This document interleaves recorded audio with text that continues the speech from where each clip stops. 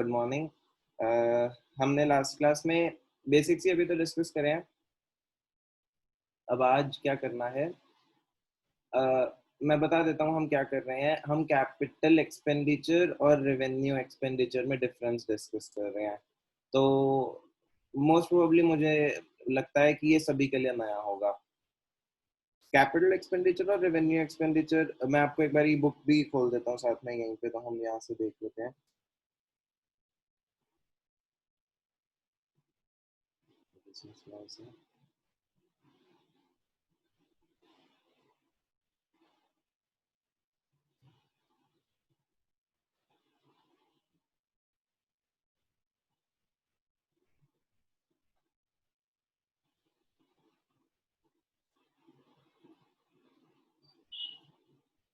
देखो ये जो यूनिट वन है, यूनिट वन में ही fourth unit capital and revenue expenditure and receipts, ये भी है। पर आज हम रिसिप्ट्स वाला पार्ट नहीं करेंगे, हम सिर्फ एक्सपेंडिचर डिस्कस करेंगे कि what is capital expenditure and revenue.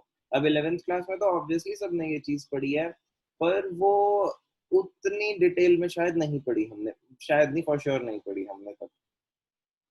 तो ये आपका यूनिट है। मैं अब आपको बता देता हूँ कि इसमें करना क्या है हमें। देखो, जब हम बात करते हैं एक्सपेंडिचर की, expenditure is of two types accounting में। एक्सपेंडिचर टू टाइप्स का है, एक है कैपिटल और एक है रेवेन्यू। अभी पहले आप मुझे बताओ, according to your understanding, what is the difference between these two. आपने अब तक, आपको क्या समझ है इसकी? हम किसे कैपिटल एक्सपेंडिचर कहते हैं और किसे रेवेन्यू एक्सपेंडिचर कहते हैं?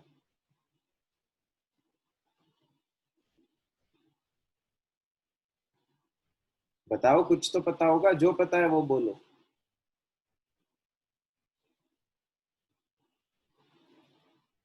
कोई कुछ नहीं बोलना चाहता। अच्छा देखो, रेवेन्यू एक्सपेंडिचर बेसिकली जो हम 11 से पढ़ करके आए हैं, वो एक्सपेंसेस को बोला जाता है। जैसे मैंने रेंट पे करा, मैंने सैलरी पे करी, रेवेन्यू एक्सपेंडिचर उसे बोलते हैं। कैपिटल एक्सपेंडिचर मोस्टली बेसिकली उसे बोला जाता है जब मैं एक एसेट को खरीदता हूँ। तो ये फर्स्ट पॉइंट है। रेवेन्यू एक्सपेंडिचर क्या है?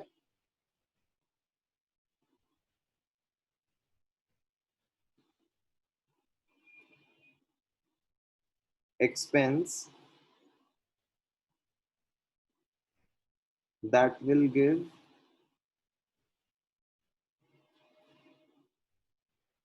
benefit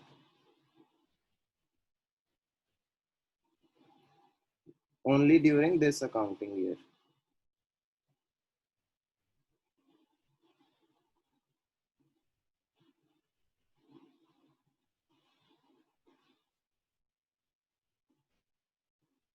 ठीक है। और कैपिटल एक्सपेंडिचर क्या है? Purchase of an asset. अब परचेज ऑफ एन एसेट से क्या होता है? फ्यूचर इकोनॉमिक बेनिफिट हमारा एस्टैब्लिश हो जाता है। ये हमने फर्स्ट क्लास में किया था कि एक एक्सपेंस और एसेट में फर्क क्या होता है। जो आपका एक्सपेंस होता है वो आपको इसी अकाउंटिंग ईयर में बेनिफिट देगा। अगर आप सैलरी आज देते हो तो आपका एम्प्लॉय इसी मंथ काम करेगा, नेक्स्ट मंथ फिर से सैलरी देनी पड़ेगी।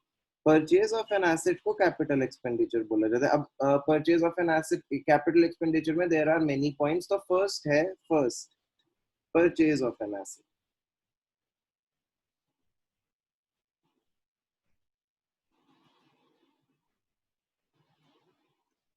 यहां तक सबको बात क्लियर है? इतना तो आता है हमें। अब मैं इसके आगे बात करता हूँ जहां पर ये थोड़ा सा टफ हो जाता है और जो शायद स्कूलिंग लेवल पे हमने कभी डिस्कस नहीं किया।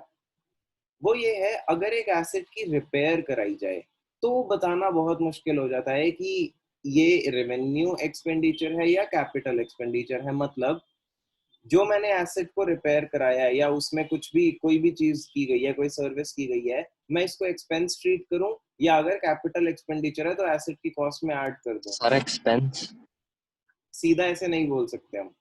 ये डिपेंड करता है वो रिपेयर किस टाइप की है। जैसे फॉर एग्जांपल, अगर मैं बोलूं आपको कि मैंने अपने एसी की सर्विस कराई, तो ये जो एसी की सर्विस कराई गई है, ये कैपिटल एक्सपेंडिचर है या रेवेन्यू एक्सपेंडिचर है? What do you think? Revenue. Revenue expenditure. Revenue. Reason दे सकता है कोई, आपने क्यों बोला? सर ये इसी अकाउंटिंग ईयर करेगा, अगले साल फिर से करानी पड़ेगी। तो आप कह रहे हो कि जो चीजें बार बार करानी पड़ती हैं वो रेवेन्यू, और जो चीजें कम करानी पड़ती हैं वो कैपिटल। नहीं सर, मैं रेवेन्यू होता है जो मतलब आपने हर साल आपको पे करना है या हर महीने आपको पे करना है, लेकिन कैपिटल होते हैं कि आप अगर एक बार ही खरीद लोगे तो उसका आपको फायदा मतलब फ्यूचर में भी मिलेगा। हाँ, तो मैंने भी वही बोला था, सेम बोला। हाँ, हाँ, तो आप ये बोल रहे हो। देखो, ये कुछ पार्ट में सही है, कुछ पार्ट में ठीक नहीं है। जैसे मैं आपको बताता हूँ कि जब हम बात करेंगे रिपेयर्स की, तो वो रिपेयर जो एसेट की एफिशिएंसी बढ़ा दे वो कैपिटल एक्सपेंडिचर है। अभी पहले मैं लिखता हूँ, आप भी लिखो, उसके बाद हम डिस्कस करेंगे कि इन सब चीजों का मतलब क्या है। देखो, अगर आप कोई ऐसा खर्चा करा रहे हो अपने एसेट पे जो इंक्रीज कर दे, increases efficiency of the asset, तो वो आपका कैपिटल एक्सपेंडिचर है। आप अमाउंट नहीं देखोगे, चाहे वो अमाउंट छोटा सा ही क्यों ना हो, चाहे वो 1000 रुपी का खर्चा क्यों ना हो, तब भी कैपिटल एक्सपेंडिचर है। इसको डिटेल में अभी डिस्कस करेंगे हम कि इसका मतलब क्या है। पहले लिख लेते हैं। थर्ड पॉइंट है, या तो एसेट की एफिशिएंसी बढ़ा दे या फ्यूचर की कॉस्ट सेविंग करा दे आपकी। रिड्यूसेस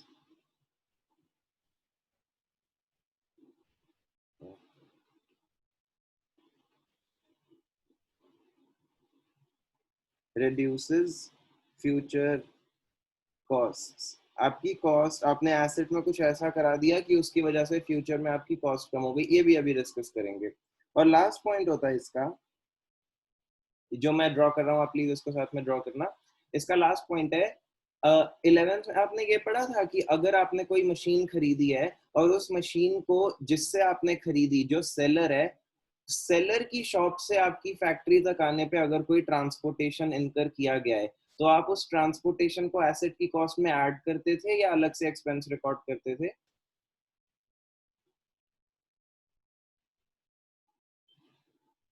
याद नहीं है?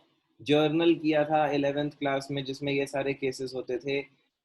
तो बेसिकली मैं क्या बोल रहा हूँ, जब तक एक एसेट रेडी टू यूज ना हो, to bring an asset to a condition where it is ready to use, तब तक जितने भी खर्चे किए जाते हैं वो सब के सब कैपिटल एक्सपेंडिचर है।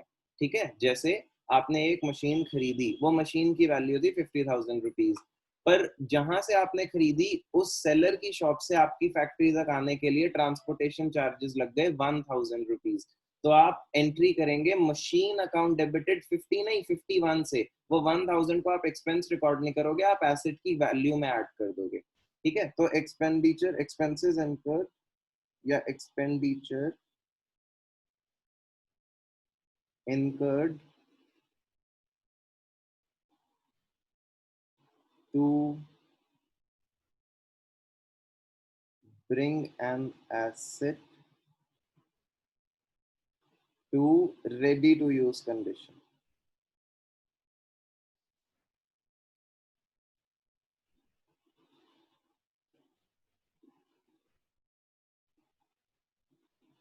जब एक एसेट रेडी टू यूज है, तब तक होने वाले सारे खर्चे उस एसेट की कॉस्ट में जुड़ते हैं। जैसे आपने एक मशीन खरीदी, उस मशीन को इंस्टॉल कराना था, वो मशीन ना आपके पास डिसेंबल्ड फॉर्म में आई थी। डिसेंबल्ड मतलब अलग अलग पार्ट्स आए थे।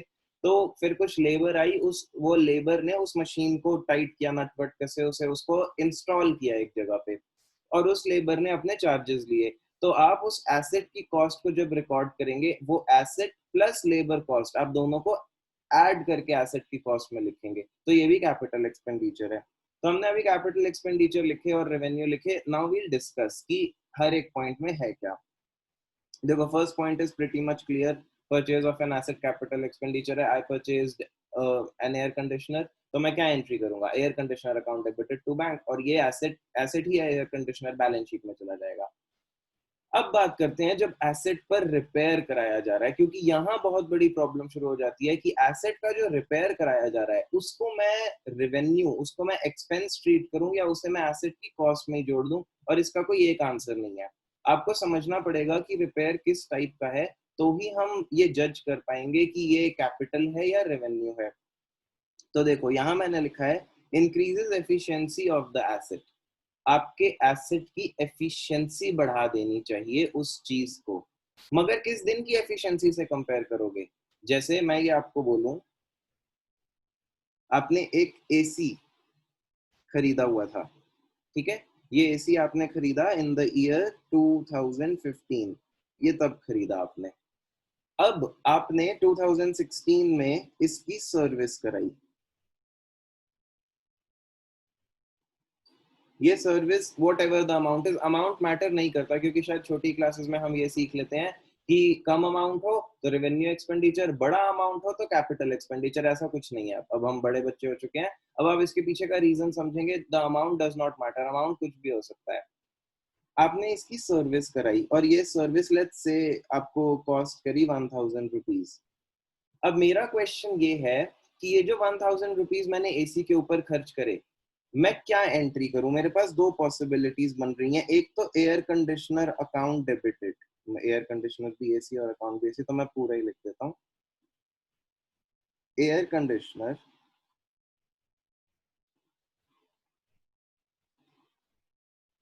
Account debited to bank. तो मैं इस जर्नल में मैं क्या कर रहा हूं, मैं ये 1000 को एयर कंडीशनर की वैल्यू में ही ऐड कर रहा हूं। एक्सपेंस नहीं मान रहा, P&L में नहीं जा रही है चीज, एयर कंडीशनर में ही ऐड हो रहा है 1000।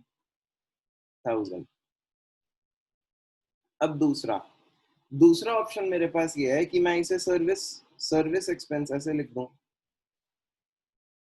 Service expense account debited to bank 1000। तो दोनों जर्नल एंट्रीज में डिफरेंस क्या है? इस जर्नल एंट्री में मैं एसेट की वैल्यू में ऐड कर रहा हूँ, जो एसेट की वैल्यू है उसी को ऐड कर रहा हूँ। इस केस में मैं एक्सपेंस ट्रीट कर रहा हूँ, मतलब फर्स्ट केस में मैं इसे कैपिटल एक्सपेंडिचर मान रहा हूँ, सेकंड में रेवेन्यू। सही क्या है? इन दोनों में से एक ही हो सकता है। सही क्या है? बताओ बताओ, आप क्या सोचते हैं सही क्या है? मैंने आपको बोला सर कैपिटल होगा। Increases efficiency of the asset. Ankit कह रहा है कि सर कैपिटल होगा, क्योंकि मुझे पता है वो क्यों कह रहा है। वो इसलिए कह रहा है सर क्योंकि आपकी एसी की एफिशिएंसी बढ़ गई।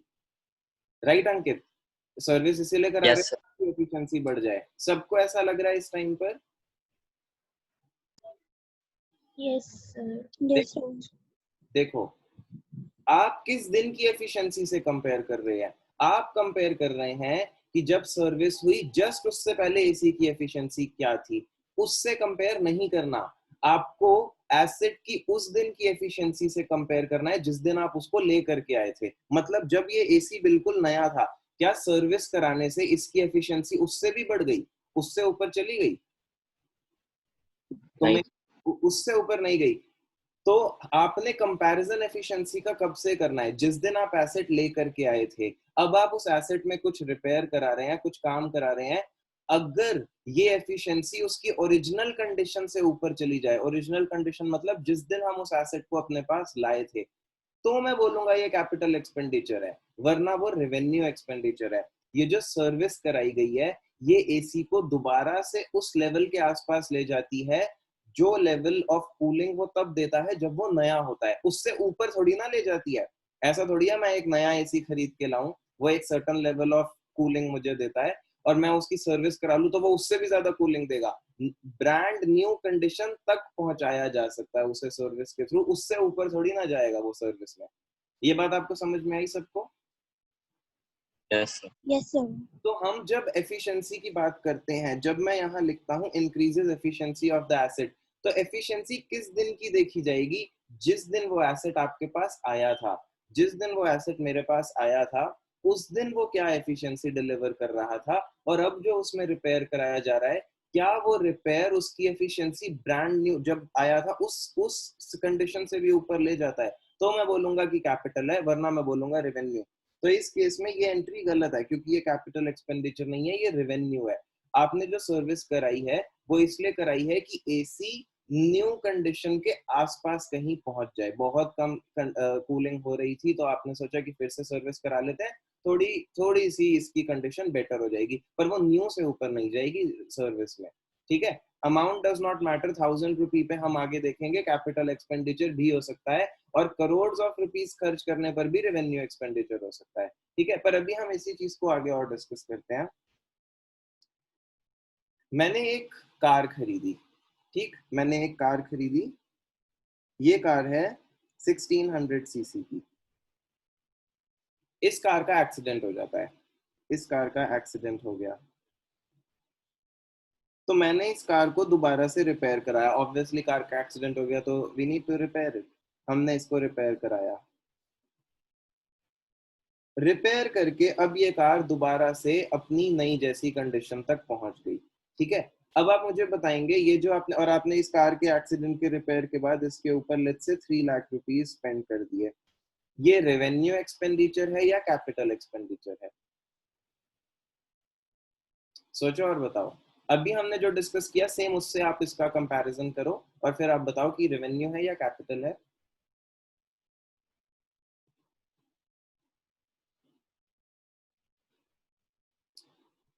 रेवेन्यू। ठीक है, बाकी सबके क्या आंसर्स हैं, आपको क्या लगता है? Sir revenue. ठीक है, बाकी भी बोलो।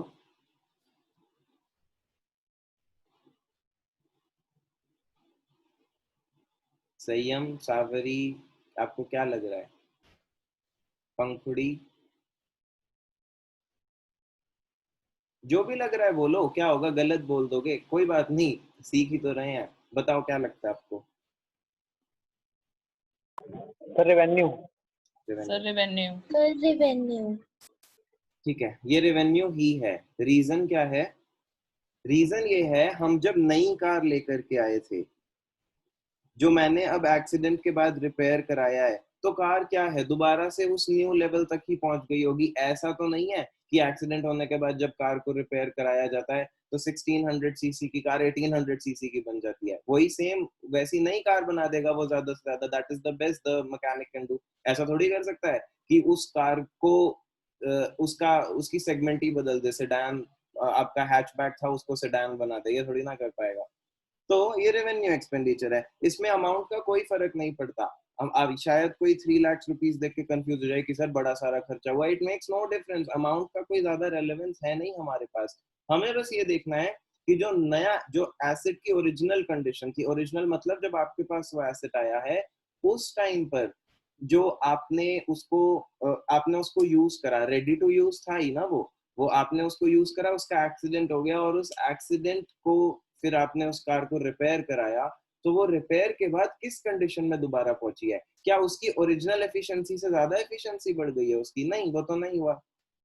तो मैं इस एक्सपेंडिचर को बोलूंगा रेवेन्यू एक्सपेंडिचर।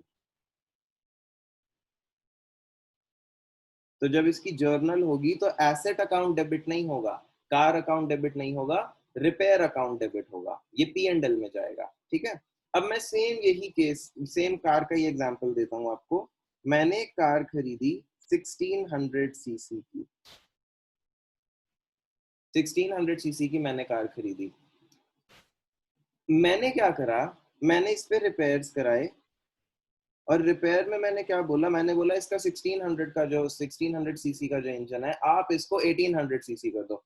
अब ये इसकी प्रैक्टिकलिटी पे मत जाना कि सर ऐसा कैसे हो सकता है कि 1600 सीसी की कार खरीद के 1800 सीसी का इंजन लगवा रहे हैं। जस्ट एन एग्जांपल, इसका मैंने इंजन रिप्लेस करा दिया और 1800 सीसी करा दिया, और इसमें मेरे को कॉस्ट आ गई लेट्स से, वैसे तो व्हाटएवर एक एग्जांपल है, 50,000 रुपीज। अमाउंट तो वैसे आपको देखने की जरूरत है नहीं, मैं सिर्फ एग्जांपल के लिए दे रहा हूँ।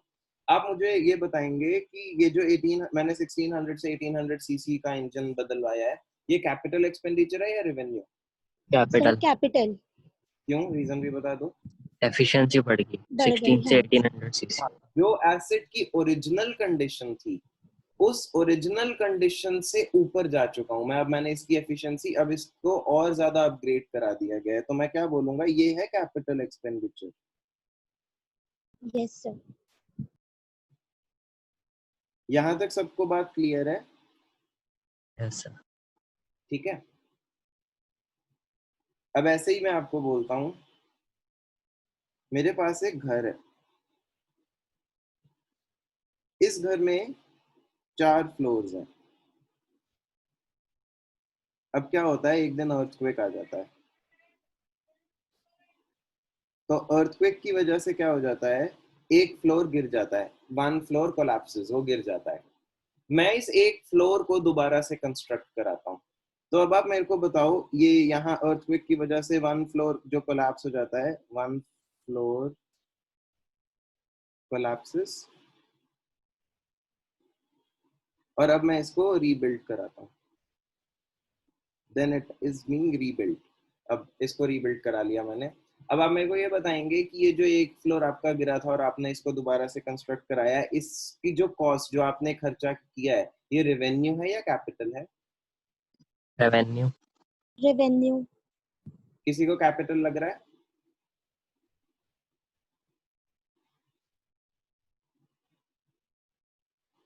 ये रेवेन्यू एक्सपेंडिचर ही है। क्यों? आप कंपैरिजन करेंगे ओरिजिनल कंडीशन से। घर की ओरिजिनल कंडीशन में कितने फ्लोर्स थे? 4 फ्लोर थे। अर्थक्वेक आने के बाद एक गिर गया, तो आपने वही जो ओरिजिनल कंडीशन थी, आप उस घर को वापस उस ओरिजिनल कंडीशन तक लाए हैं, उस एक फ्लोर को बिल्ड करा करके। तो इसका एक्सपेंडिचर कुछ भी हुआ हो, एक फ्लोर को कंस्ट्रक्ट कराने में कॉस्ट चाहे 25 लाख ही क्यों ना आई हो, आप इसे रेवेन्यू, आप इसे एक्सपेंस ही ट्रीट करेंगे। ठीक है, ये बात सबको समझ आई? तो अगर इसको रीबिल्ड कराया गया है तो आप इसको रेवेन्यू एक्सपेंडिचर बोलोगे। अब मैं इसी को एग्जांपल को, इसी सेम एग्जांपल में आप एक चीज चेंज करता हूँ। हाउस 4 फ्लोर है,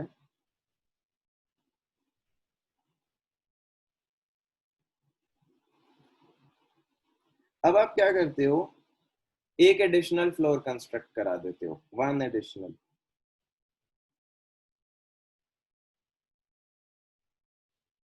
अब 5 फ्लोर्स हो गए। अब जो आपने एक फ्लोर कंस्ट्रक्ट कराया, ये कैपिटल है या रेवेन्यू है? कैपिटल। कैपिटल। ये कैपिटल। क्योंकि जो ओरिजिनल कंडीशन थी घर की, उसमें 4 फ्लोर थे, तो आपने अब उस 4 को बढ़ा करके एक और किया है, तो आपने क्या किया है, बेसिकली घर की एफिशिएंसी बढ़ा दिया है। तो वो जो एडिशनल 1 फ्लोर कंस्ट्रक्ट किया गया है, हम इसकी, ये एडिशनल हुआ है तो हम इसको कैपिटल बोलेंगे, क्योंकि ओरिजिनल कंडीशन से ऊपर जा चुके हैं हम।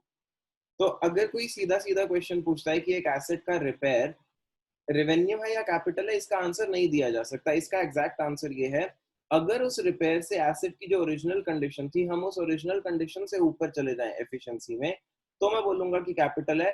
बट अगर वो जो आप खर्चा कर रहे हो वो उस एसेट की ओरिजिनल कंडीशन से ऊपर नहीं लेके जा रहा उसे, तो वो रेवेन्यू एक्सपेंडिचर है। ये बात सबको समझ में आई? सावित, Yes. आपको समझ आई? आप आंसर नहीं दे रहे हो। Yes, sir. ठीक है, अब मैं आपको इसमें एक दो केसेस दिखा देता हूँ इसी इसी पॉइंट से रिलेटेड।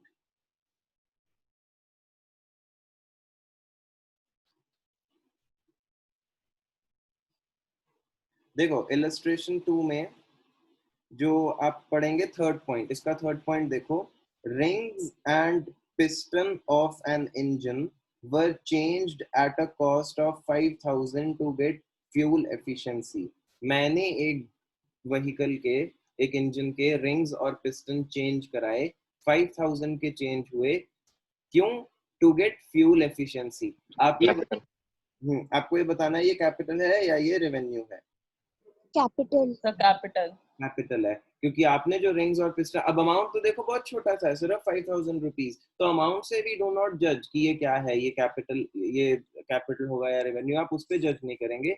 आप ये देखेंगे कि आपने जो खर्चा कराया है, क्या इससे कुछ ओरिजिनल कंडीशन एक्सीड करती है, तो हाँ, यहाँ पर बेटर फ्यूल एफिशिएंसी मिलेगी आपको, तो आप इसलिए बोलेंगे कि ये कैपिटल है। ठीक है, अब ऐसी ही चीज, और ऐसे ही सेकेंडली, मतलब इससे बेटर फ्यूल एफिशिएंसी मिलेगी आपको फ्यूचर में। और इसका जो फोर्थ पॉइंट, इसका जो थर्ड पॉइंट है, ये भी कुछ हद तक ऐसा ही है कि या तो आप उस चीज पे कोई ऐसा खर्चा, अपने कार पे ऐसा खर्चा करा लो, जैसे जो फ्यूल एफिशिएंसी वाला पॉइंट है वो इन दोनों पॉइंट्स में आ जाता है। आपने फ्यूल एफिशिएंसी बढ़ा दी, इससे एसेट की कॉस्ट भी तो रिड्यूस हुई। वो कॉस्ट कैसे रिड्यूस हुई? फ्यूल एफिशिएंसी बढ़ी, तो फ्यूचर में आपको कम फ्यूल यूज करना पड़ेगा। वो कम फ्यूल यूज करके आपकी कार आपको थोड़ी कॉस्ट सेविंग ही करके देगी। ठीक है, और इसका लास्ट पॉइंट है expenditure incurred to bring an asset to ready to use condition.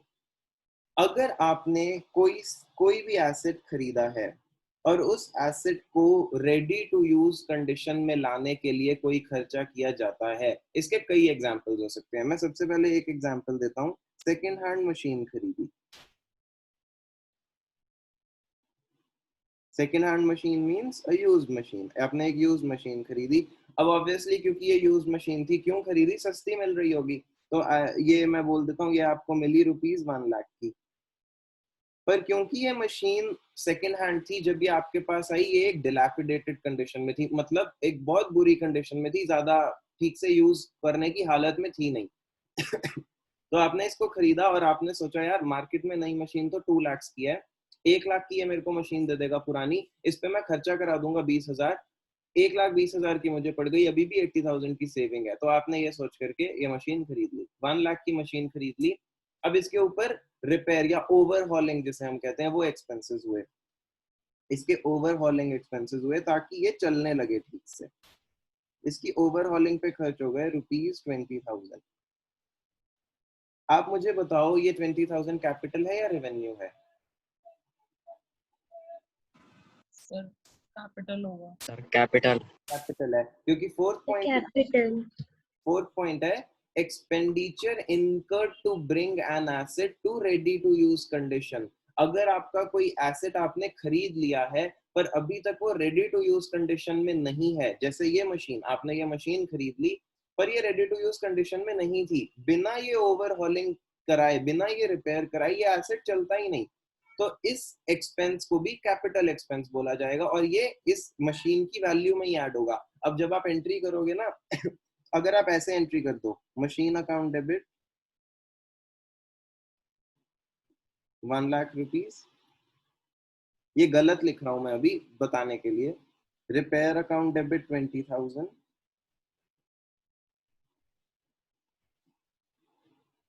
To bank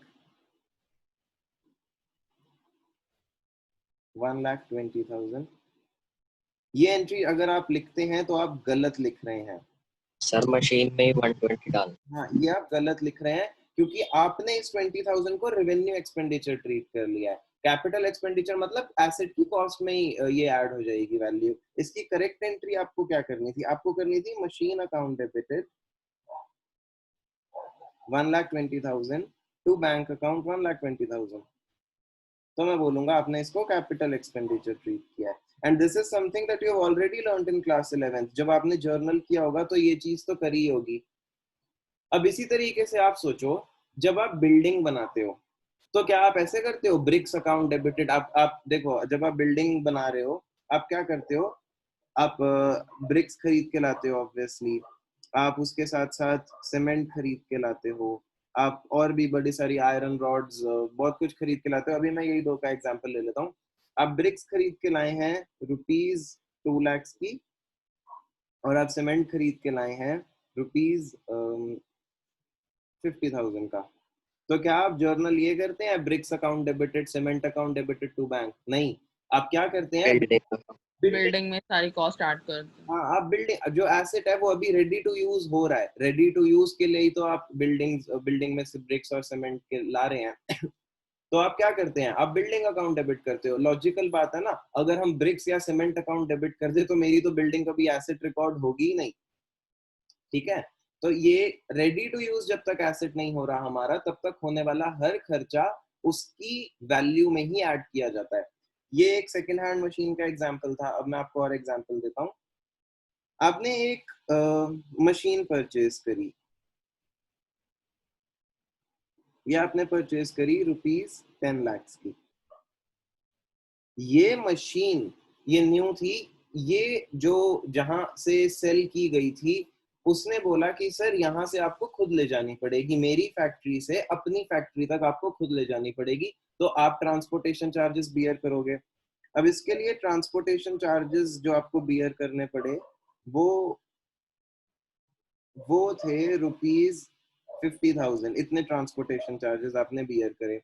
और क्या हुआ, ये मशीन डिसेंबल्ड फॉर्म में थी, मतलब पार्ट्स में थी। तो जब ये मशीन आप अपनी फैक्ट्री पे लेकर के आए, ये पार्ट्स थे, इनको किसी को असेंबल करने की जरूरत थी। तो उसके लिए लेबर आई, क्योंकि आप तो ये कर नहीं सकते। तो इन्होंने इंस्टॉलेशन चार्जेस लिए, इस मशीन को इंस्टॉल करने के चार्जेस,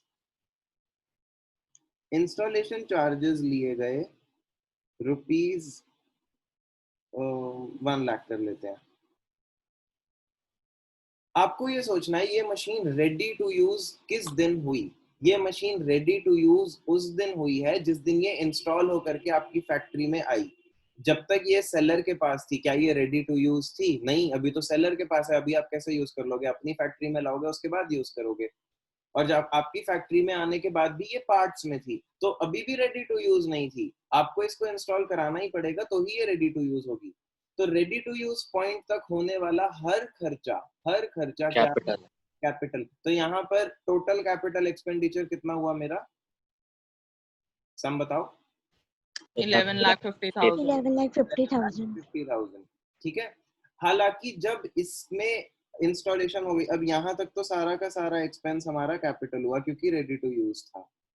अब आपने 1 साल के बाद इस मशीन की सर्विस कराई, ये क्या होगा? ये कैपिटल होगा या रेवेन्यू होगा? रेवेन्यू। रेवेन्यू होगा। रेवेन्यू। जो आप सर्विस करा रहे हो या इसीलिए करा रहे हो कि रेगुलरली इसका ऑयल चेंज होता रहे, चीजें कि ये अपनी और जो जैसे नई जैसी थी वैसी ही बनी रहे। क्या हम कभी भी अपने किसी मशीन की सर्विस इसलिए कराते हैं कि जैसी नई कंडीशन थी उससे भी ऊपर इसकी परफॉर्मेंस चली जाए? वो तो हो ही नहीं सकता ना। आप सर्विस इसीलिए कराते हो कि ये नई जैसी कंडीशन के आसपास बनी रहे, उससे ऊपर तो सर्विस से कभी जा नहीं सकता। तो जब इस पे सर्विस कराई जाएगी तो वो रेवेन्यू एक्सपेंडिचर है। ठीक है। अब मैं एक थोड़ा सा अलग एग्जांपल देता हूँ इसी केस का। आपने एक ये आपकी बुक में भी है, सिनेमा वाला example. I will find it. देखो, आप इसका फर्स्ट केस पढ़ो। expenses incurred in connection with obtaining a license for starting the factory 10,000 rupees। ये कैपिटल होगा या रेवेन्यू? आपने एक कैपिटल होगा। कैपिटल। आपने एक लाइसेंस लिया है अपनी फैक्ट्री को शुरू करने के लिए। आपकी फैक्ट्री क्या रेडी टू यूज थी? नहीं थी। बिना लाइसेंस के आप काम शुरू नहीं कर सकते। ये लाइसेंस आपको लेना पड़ेगा गवर्नमेंट से, जो रिस्पेक्टिव अथॉरिटी है उससे, तो भी तो आपका काम शुरू होगा। तो आपकी factory ready to use condition में किस दिन आएगी? जिस दिन आपके पास ये लाइसेंस आएगा। तो ये जो आपने लाइसेंस लिया है 10,000 का, ये भी आपके लिए एक कैपिटल एक्सपेंडिचर है। ठीक है। और इसी तरीके से अगर हम किसी और चीज की बात कर ले, हम किसी सिनेमा हॉल की, इसमें ना एक सिनेमा का भी एग्जांपल है। ये जो 7th, देखो इलस्ट्रेशन 1 में 7 देखेंगे। Expenses in connection with obtaining a license for running the cinema is capital expenditure. True or false? बताओ, true or false? So true. True है। क्यों? क्योंकि बिना ये लाइसेंस लिए आपका सिनेमा शुरू ही नहीं होगा। तो it is not in ready to use condition. उसको रेडी टू यूज करने के लिए आपको जो खर्चा करना पड़ रहा है लाइसेंस का, वो आप कैपिटल ही बोलेंगे। ठीक। तो अब देखो, अब इसके थोड़े से केसेस हम कर लेते हैं क्योंकि अब हमें समझ आ गया है। सबसे पहले मुझे ये बता दो, आपने ये सारे केसेस नोट कर लिए थे? ये जो मैंने यहाँ बनाया था, ये आपने लिखा था अपने पास सबने? लिख लिया sir. Yes sir. Yes sir. ठीक है। तो और इसमें अगर मुझे कुछ एग्जांपल देना हो तो ये एग्जांपल भी खैर सीए बुक का है, पर मैं आपको ये भी बता देता हूँ। आप क्या कर रहे थे? आप अपना एक कुछ आप कंस्ट्रक्शन करा रहे थे। लेट्स से आप एक मॉल कंस्ट्रक्ट करा रहे थे। आप क्या करा रहे थे? Shopping mall construct. अब ये जो शॉपिंग मॉल आप कंस्ट्रक्ट करा रहे थे, ये शॉपिंग मॉल कंस्ट्रक्ट कराने के लिए ऑब्वियसली आपको वर्कर्स चाहिए। और ये वर्कर्स क्या है, क्योंकि मॉल की कंस्ट्रक्शन बड़ी है, ये वहीं पर रुकते हैं जहाँ शॉपिंग मॉल कंस्ट्रक्ट हो रहा होता है, वहीं पर ये अपने छोटे से टेंट्स बना लेते हैं और वो टेंट्स में यही रुकते हैं। पर वो शॉपिंग मॉल की साइट पर ऑलरेडी कुछ लोग रहते थे। तो शॉपिंग मॉल वाले ने क्या करा, आपने क्या करा, आपने ना उन लोगों को रिलोकेट करा। आपने 2 काम करे हैं। एक तो आपने जो वहां लोग ऑलरेडी रहते थे उन्हें रिलोकेट करवाया। रिलोकेट मतलब आपने उन्हें दूसरी जगह पर उनके अकोमोडेशन का सब कुछ करके दिया कि यहाँ तो मॉल बनेगा, तो हम आपको दूसरी जगह देते हैं, आप उस दूसरी जगह पर रह लो, हम आपको वहां घर भी बना के दे देंगे।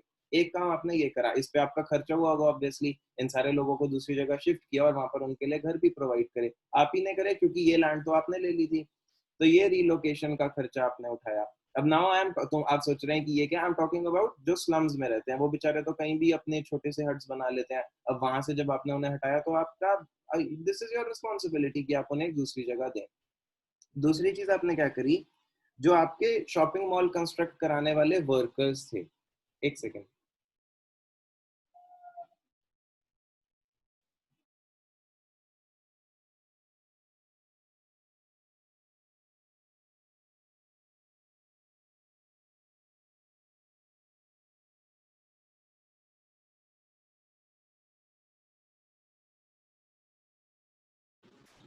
सर आपकी वॉइस ऑडिबल नहीं है। हाँ वो नहीं ठीक है सर, अब आ रही है। तो अभी तक आपको समझ आया, ये रिलोकेशन तक समझ आया? Yes sir. ठीक है। और सेकंड चीज आपने क्या करी कि आपने ये जो शॉपिंग मॉल में रिलोकेट तो करा ही दिया, और दूसरी चीज ये करी कि जो आपके वर्कर्स थे, आपने उन वर्कर्स को टेम्पररी हट्स कंस्ट्रक्ट करा के दिए कि ये लोग यहीं पर रहें और मॉल कंस्ट्रक्ट, और जो मॉल की कंस्ट्रक्शन है वो चलती रहे। तो कंस्ट्रक्शन ऑफ टेम्पररी हट्स भी हुआ, कंस्ट्रक्शन ऑफ टेम्पररी हट्स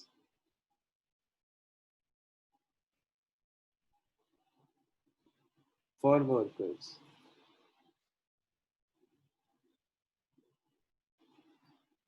ये दो जो आपने खर्चे करे, क्या ये जरूरी थे आपके मॉल की कंस्ट्रक्शन के लिए? क्या ये किए बिना आपका मॉल रेडी टू यूज हो पाता? No sir. नहीं सर। नहीं हो पाता। तो क्या मैं बोल सकता हूँ कि ये दोनों के दोनों कैपिटल एक्सपेंडिचर हैं? Yes sir. Yes sir. हाँ, तो ऐसा ऐसा भी शायद इसमें भी एक केस हो। देखो 8th केस पढ़ेंगे इसका, amount spent for construction of temporary huts which were necessary for the construction of cinema house and were demolished when the cinema house was ready is capital expenditure। तो true sir. इसका answer true है। देखो last वाला 8th का true, क्योंकि ये expenditure किए बिना आपका एसेट रेडी टू यूज हो नहीं सकता था। ठीक है, ये बात समझ आई हम सबको? And ready to yes sir. Use की बात होती है, रेडी टू यूज की बात होती है जब आप नया एसेट खरीद करके लाओ। ठीक है, जब नया खरीद करके लाओ उस टाइम का रेडी टू यूज करने के लिए उसे कैपिटल एक्सपेंडिचर बोला जाता है। ठीक, तो अभी हम इसके कुछ केसेस कर लेते हैं। फर्स्ट है overall expenses of second hand machinery purchased are revenue expenditure. True और फॉल्स? Sir false. फॉल्स, क्योंकि जब आप एक सेकंड हैंड मशीन लेकर के आ रहे हैं, उसकी ओवरहॉलिंग के बिना वो रेडी टू यूज नहीं हो सकती। तो जब तक वो रेडी टू यूज नहीं होगी आप कैसे काम करोगे? और रेडी टू यूज होने वाला हर एक्सपेंस कैपिटल एक्सपेंडिचर है। सेकंड है money spent to reduce working expenses is revenue expenditure. Working expenses होता है आपके डे टू डे जो खर्चे होते हैं, आपने कुछ ऐसा खर्चा कराया जिससे आपके day to day expenses future के कम हो गए। कैपिटल होगा ना? कैपिटल। सर फॉल्स होगा ये भी। तो इसको रेवेन्यू लिखा है तो ये फॉल्स है। False. Legal fees to acquire property is capital expenditure. आपने लीगल फीस पे करी है कोई प्रॉपर्टी को एक्वायर करने के लिए, कैपिटल। ट्रू। ट्रू। आंसर भी ट्रू है, क्योंकि अगर आप ये लीगल फीस ना देते तो आपको प्रॉपर्टी मिलती ही नहीं। तो ये तो रेडी टू यूज होने के लिए ये एक्सपेंस जरूरी भी था। Amount spent as lawyer's fee to defend a suit claiming that the firm's factory site belonged to the plaintiff's land is capital expenditure। इसका मतलब शायद आपको ना समझ में आया। इसका ये मतलब है कि कोई लीगल केस आपने लड़ा है अपनी लैंड को डिफेंड करने के लिए, उस लैंड और जो आपने लॉयर को फीस दी ये लैंड को बचाने के लिए, वो कैपिटल एक्सपेंडिचर है। क्यों? क्योंकि ना तो ये रेडी टू यूज है, ना इससे लैंड की एफिशिएंसी बढ़ती है, ना फ्यूचर के एक्सपेंसेस कम होते हैं, ना ये एसेट तो पहले से आपका था। तो इसका आंसर क्या है? इसका आंसर फॉल्स है कि लीगल एक्सपेंसेस जो हैं इनको to defend a suit claiming that the firm's factory belongs to plaintiffs is maintenance expenditure of the asset. Sir एक छोटी चीज बताना, यहाँ पे इन्होंने लिखा है कि लॉयर ने मतलब लैंड बचाने की कोशिश करी तो हमने उनको पैसे दिए, ठीक है। ये तो अगर कैपिटल। वो हमारे पास, हाँ तो ये तो कैपिटल हुआ ना, क्योंकि अगर हमारे पास लैंड ही ना होता तो हम काम कैसे करते थे। ये आपने खरीदी, अब थोड़ी ना आपने ओरिजिनल कंडीशन से कंपेयर करना होता है। जिस दिन आपके पास लैंड थी, क्या ये खर्चा करके लैंड की वैल्यू उससे ऊपर चली गई? ये आपने खरीदी थोड़ी है, खरीदी तो पहले से थी। अब कोई बट सर हम उसने हमारी बचाई भी तो है लैंड, अगर लैंड ही ना होती ये हम काम के। ये कौन सा क्राइटेरिया है कैपिटल या रेवेन्यू देखने का कि उसने हमारी? नहीं सर, बट जैसे हम कह रहे थे कि अभी मतलब कुछ भी हम कर रहे थे तो हमने यही देखा था कि अगर हमारे पास वो चीज है ही नहीं तो हम कैसे उसको आगे काम कैसे करेंगे। ये सेम केस है कि कार का आपका एक्सीडेंट हो गया। अब आपने हाँ जी। कार के एक्सीडेंट के ऊपर खर्चा करा और कार दोबारा से उसी लेवल पे पहुंच गई जैसी वो नहीं थी, तो इस केस में आप फिर कैपिटल क्यों नहीं बोलते? अगर एक्सीडेंट के बाद कार को ऐसे ही छोड़ देते तो कार ही ना होती। ये लॉजिक थोड़ी ना यूज कर रहे हैं हम तो ये चेक करते हैं कि क्या उसकी ओरिजिनल कंडीशन से ऊपर गई वो। तो आपने जो कोर्ट का केस बचा लिया, क्या अब वो कोर्ट का केस बचाने की वजह से, ये केस ये नहीं है कि आपने किसी दूसरे की लैंड एक्वायर कर लिया है, ये केस है कि आपने अपनी लैंड को बचाया है। तो क्या जो आपने फीस दिया लॉयर को, इस फीस को देने की वजह से आपके लैंड की वैल्यू पुरानी, मतलब आपके लैंड की जो एफिशिएंसी है या कुछ ऐसा हो गया कि वो ओरिजिनल कंडीशन से ऊपर चली गई? नहीं, ये तो दोबारा नहीं, ओरिजिनल कंडीशन पर है। ठीक है। जो आप कह रहे हो कि अगर हम ये केस ना लड़ते तो हमारी लैंड ही चली जाती, ये पॉइंट ही नहीं है देखने के लिए, आपको ये देखना ही नहीं है। ये सेम केस तो कार पे भी है। जब कार का एक्सीडेंट हो गया, अगर आप उस कार को रिपेयर ही ना कराओ तो आपके पास कार ही नहीं है। पर फिर भी मैं जब उसकी रिपेयर कराता हूँ उसे रेवेन्यू ही बोलता हूँ, क्योंकि मैं ये चीज देख ही नहीं रहा कि बीच का इवेंट क्या है। मैं ये देख रहा हूँ कि इस खर्चे से क्या मेरी एसेट की जो एफिशिएंसी थी या ओरिजिनल कंडीशन एक्सीड करती है? वो तो नहीं कर रहा। ठीक है, ठीक है सर। तो इसका यही रीजन है। अगला है amount spent for replacement of worn out part of machine is capital expenditure. True true. True. True कैसे ट्रू? आपने एक मशीन खरीदी, चलते चलते उसका एक पार्ट खराब हो गया, आपने उसको बदलवा दिया, तो आप बोलोगे कैपिटल एक्सपेंडिचर? अच्छा नहीं रेवेन्यू। फिफ्थ का आंसर क्या है?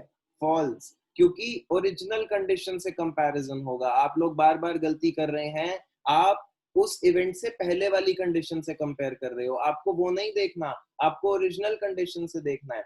मैं आपको एक चीज बताता हूँ, ये आईपैड की पेंसिल है। ये पेंसिल की ना एक निब होती है, ये निब बार बार खराब हो जाती है क्योंकि ये फ्रिक्शन है, चलता है आईपैड पे, तो ये खराब हो जाती है, इसको बदलना पड़ता है आफ्टर एवरी 3 मंथ। तो क्या मैं इसको कैपिटल एक्सपेंडिचर बोलूंगा? नहीं। जब ये पेंसिल ओरिजिनल कंडीशन में आई थी तो निब थी और चल रही थी। अब जो मैं निब बदलता हूँ इसकी, वो वापस से इस पेंसिल को ओरिजिनल कंडीशन पे लेके जाती है। ऐसा थोड़ी है कि ये फर्स्ट जनरेशन पेंसिल की निब बदल देता हूँ तो ये सेकंड जनरेशन बन जाती है, ऐसा तो नहीं हो रहा। अगर ऐसा पॉसिबल होगा और जिस दिन मैं ये कर पाऊंगा तो बोलूंगा कि ये कैपिटल एक्सपेंडिचर है। पर जो मेंटेनेंस के लिए एक्सपेंडिचर है वो तो रेवेन्यू ही है, क्योंकि वो मेंटेन कर रहा है एसेट को, ओरिजिनल कंडीशन से ऊपर थोड़ी ना लेके जा रहा है। ठीक है। हाँ जी सर। अगला, expenses incurred on the repair and whitewash for the first time on purchase of an old building are revenue expenses. False. Capital false. First time sir किया। ये क्या, हाँ तो कैपिटल हो गया ना ये तो, हाँ, क्योंकि पहली बार किया गया है। जब आपने क्योंकि फर्स्ट तो वो इंक्लूड होगा उसके साथ। हाँ, इसका सिक्स का देखो फॉल्स। क्यों? आपने जब घर खरीदा उस पे व्हाइट वॉश ही नहीं हुआ था, और क्या कराया है आपने, उस पे कुछ रिपेयर्स भी कराए हैं। तो अब आप जो ये कर रहे हो ये घर की ओरिजिनल कंडीशन से ऊपर जा रहा है। ठीक है, आप पहली बार करा रहे हो तो ऑब्वियसली क्यों करा रहे हो? क्योंकि ये कमियां थी। तो जो आपने घर खरीदा था ये सब कराने से आप घर की ओरिजिनल कंडीशन एक्सीड करने वाले हैं, इसलिए ये सारा कैपिटल एक्सपेंडिचर है। अगला तो हमने कर ही लिया था, expenses in connection with obtaining a licence for running the cinema is capital. This is what? True. True. ये लाइसेंस के सिनेमा चलेगा नहीं। X amount spend for the construction of temporary huts, ये भी हमने कर लिया था, ये भी ट्रू है। ठीक है।